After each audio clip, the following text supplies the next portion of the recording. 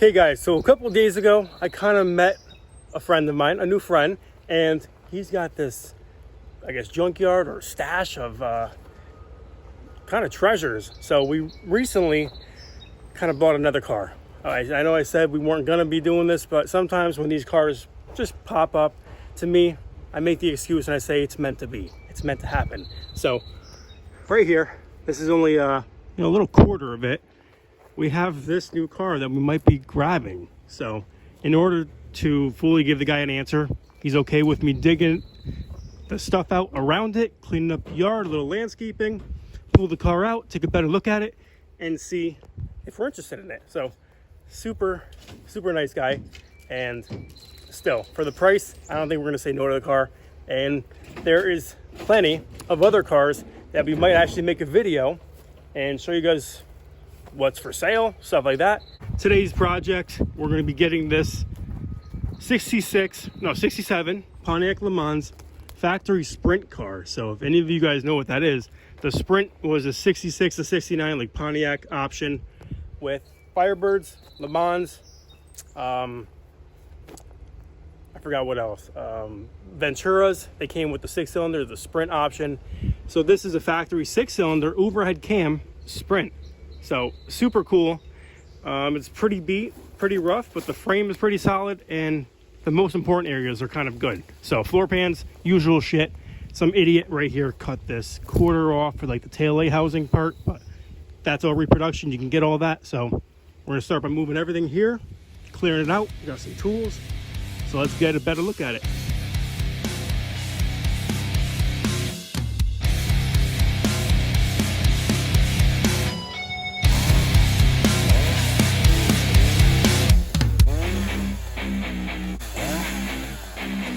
So of course, chain popped off the chainsaw. Don't have the tools, so we're trying to work with what we can right now. We got everything cleared out. They all have air in the tires besides this right rear, but hopefully the steering works. We can try and pull it, cut it all the way right, and drag it out, and then get my truck out because it's a tight squeeze right here. Chain popped off, but we got most of the stuff around the car done.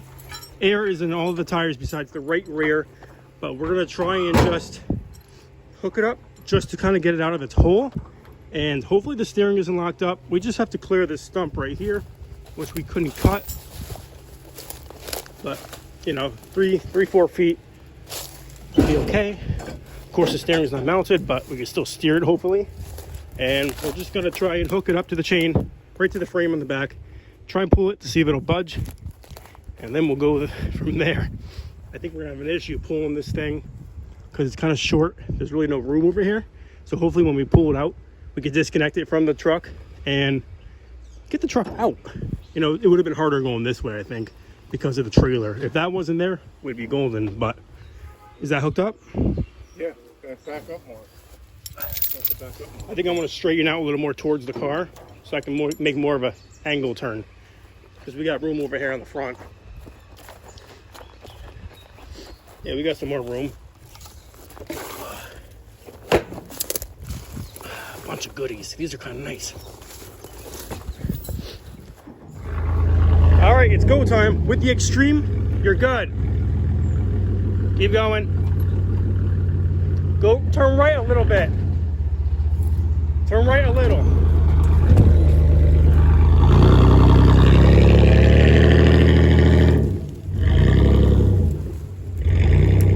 All right, stop. I'm gonna try and cut it.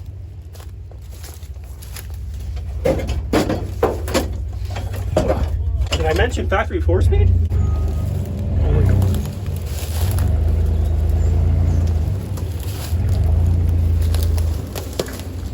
I think it's all right. Perfect.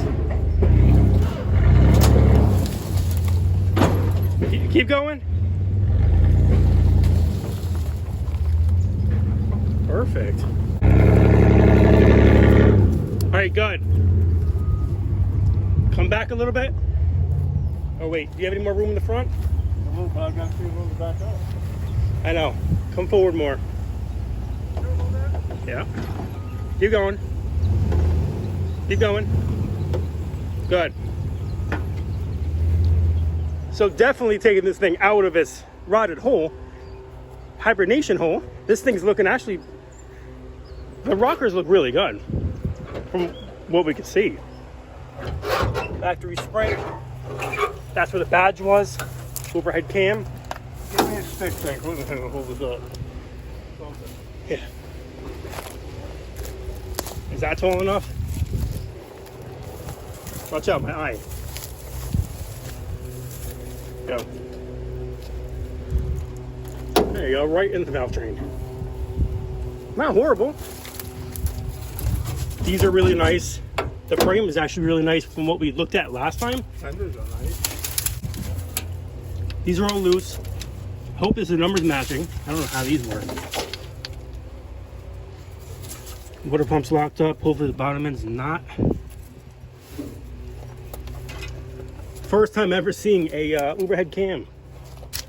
This is, I believe, a 292. I can't remember, but we definitely have to check this out. But from what we care about is the bones, the bare bones, like the main stuff, like straight rockers, frames, the torque boxes, stuff like that. Frame or floor pans we really don't care about. You know, this is okay. Could be worse.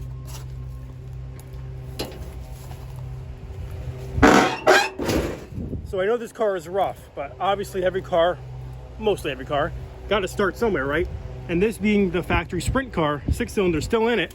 I'm sure it's numbers matching. We haven't checked yet, but you just don't see these things. Even though you don't see them and they're wanted because 6-cylinder, people usually throw those in the trash. It's still cool. It's unique. It's original. So this is definitely worth something saving. I would hate to see this thing kind of just sit there and get even worse, but at least it was on stone, so it wasn't too much moisture. If it was straight grass and mud and dirt, it would have been a lot worse. But from what we can see, it's not bad. And being a factory 3-speed or 4-speed, pretty good. The roof, not the best over here. So this looks like a Bondo or a quarter panel was put on top. You can see the edge. I believe the quarter was put on top and Bondo kind of went away. But Dutchman panel, like a Chevelle, GTO, they're always gone. I'm gonna try and pop this open. But the frame from what I saw underneath looks really good. They're all matching wheels, I think. Yeah. Floor pan. Oh, it comes with the floor. They're a little rotted, but they're probably solid. No, they're not. It's rotten. Yeah. I don't know if that's a factory 4-speed hump because it's bolted down. I don't know. It looks factory. It looks factory made. I don't know. How's the frame look? How many pedals does it have? Let's open that trunk. You got that screwdriver now? Yeah, I gotta grab that.